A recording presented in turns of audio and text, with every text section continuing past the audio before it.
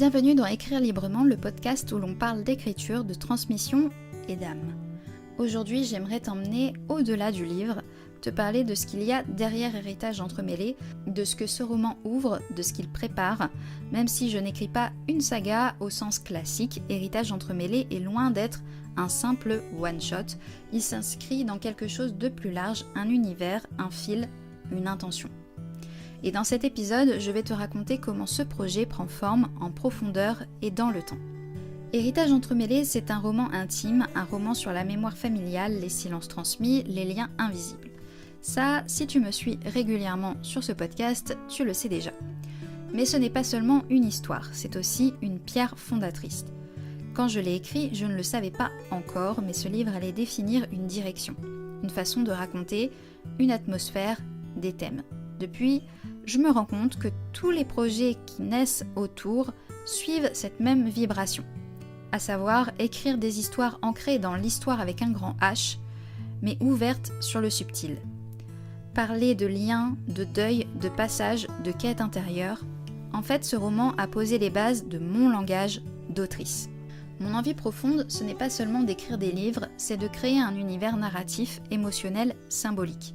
Chaque roman que j'écris est autonome, il peut se lire seul, mais ils sont tous liés par un fil invisible. Ce fil, il a plusieurs noms. La mémoire, l'âme, les transmissions, les liens subtils entre les êtres.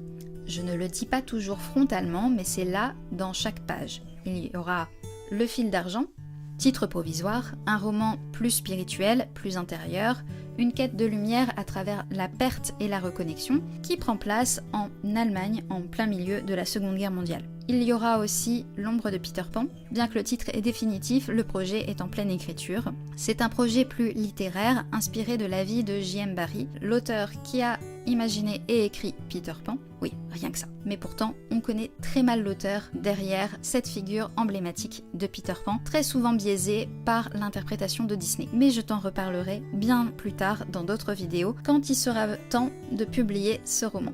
Dans tous les cas, l'approche sur ce livre va aussi traiter du thème de l'enfant intérieur, de ce qui nous échappe en grandissant, de la transmission, du deuil, de beaucoup de choses encore qui sont liées à l'invisible. Ces romans ne sont pas des suites, mais ils sont des échos, des histoires différentes, mais qui parlent le même langage. Au fond, tout ça est lié à écrire librement.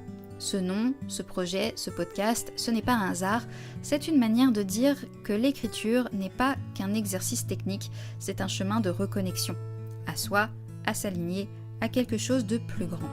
Mon objectif à travers Écrire librement, c'est d'offrir un espace narratif global. Des romans, des podcasts, des lectures, peut-être un jour des ateliers ou des objets sensibles, pourquoi pas. Tout ça tisse un univers où on peut plonger, ressentir, réfléchir et peut-être se transformer un peu.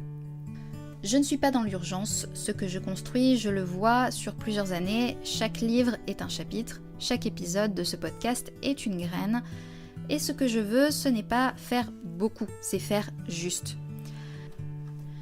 D'ailleurs, les choix même des thèmes de mes romans ne sont pas un hasard, ils sont connectés à ma sensibilité propre, portée par un ressenti, une intuition.